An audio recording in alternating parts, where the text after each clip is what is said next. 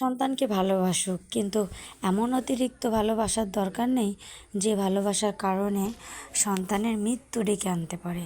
Hello everyone, welcome back to PS cake shop Gopalganj. ফার্স্টে বলি, আজকে মা দিবস। সকল মায়েদের জন্য অনেক অনেক দোয়া, অনেক অনেক ভালোবাসা। মারা ভালো থাকলে সন্তানরাও ভালো থাকবে, এটাই কিন্তু আমরা মন প্রাণ থেকে বিশ্বাস করি।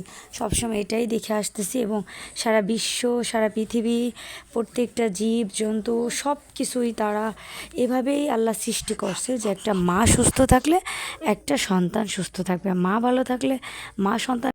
গবেষণায় দেখা গিয়েছে সন্তানকে মা যদি বেশি বেশি করে আদর করে, বেশি বেশি করে চুমা দেয়, তাহলে সন্তানের রোগ ব্যাধি অনেকটাই কমে যায় শিশু সন্তানগুলোতে। তো মা সন্তানকে ভালোবাসবে, এটাই নিয়ম। এভাবেই সৃষ্টিকর্তা আমাদেরকে সৃষ্টি করছে।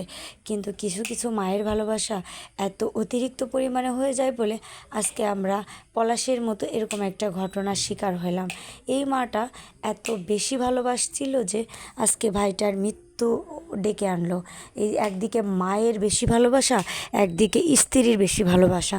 একদিকে মা চায়নি স্ত্রীর কাছে যাক, আর একদিকে স্ত্রী চায়নি যে মা এত ভালোবাসুক যে আমাকে সময় দিতে পারে না মায়ের ভালোবাসার জন্য।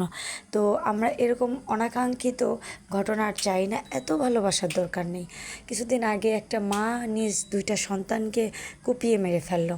তো এখন আসলে আমাদের শয়তান কাকে কখন ধোঁকা দিচ্ছে জানি না, কিন্তু আমরা এটা আশা রাখবো, সবসময় আল্লাহর কাছে দোয়া করবো যে সব জায়গায়, পৃথিবীর প্রত্যেকটা জায়গায় যেন মা ভালো থাকে, আর মা ভালো থাকলে সন্তানরাও ভালো থাকবে, এটাই আমরা মন প্রাণ দিয়ে চাইবো।